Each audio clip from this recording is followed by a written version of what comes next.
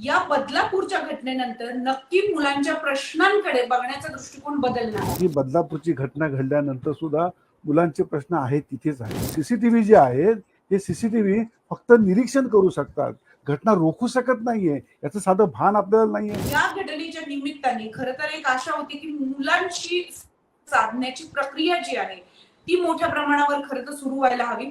मुलांच्या लैंगिक आरोग्याबद्दलची प्रक्रिया जी आहे ती सुरू व्हायला हवी होती, पण तसं काहीही घडताना आपल्याला दिसत नाहीये.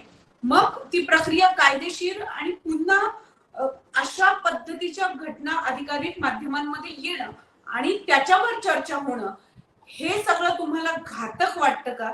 किंवा या बदलापूरच्या घटनेनंतर नक्की मुलांच्या प्रश्नांकडे बघण्याचा दृष्टिकोन बदलणार आहे का?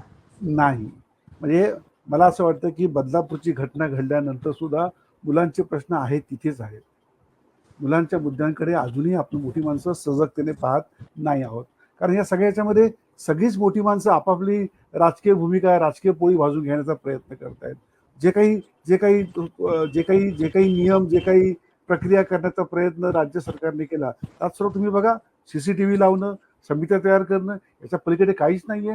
अहो, सीसीटीव्ही जे आहेत हे सीसीटीव्ही फक्त निरीक्षण करू शकतात, घटना रोखू शकत नाहीये, याचं साधं भान आपल्याला नाहीये. म्हणजे आपण भौतिक सुविधांवर भर देतो आहोत. मुलांशी बोलणं, मुलांच्याकडून मुलांच्या सोबत या घटना होऊ नयेत म्हणून त्यांचं प्रशिक्षण घेणं, शिक्षकांनी तयारी करणं, शिक्षकांमध्ये या भावना रुजवणं, शाळांनी अशा घटनांबद्दल कशा भूमिकेतनं पाहिलं पाहिजे त्याची तयारी करणं, आपल्या कुटुंबांमध्ये या सगळ्या मुद्द्यांबद्दल खुलेपणाने बोललं पाहिजे याच्याबद्दलची तयारी करणं, लैंगिकतेविषयी बोललं पाहिजे याच्याबद्दल बोलणं. आपण ह्या सगळ्या गोष्टी बाजूला ठेवलेल्या आहेत आणि आपण भौतिक सुविधा जर निर्माण केल्या हे सगळं थांबेल हे जेव्हा आपण मानतो, तिकडेच आपली बुद्धीची आपली दिवाळखोरी आपण जाहीर केलेली आहे.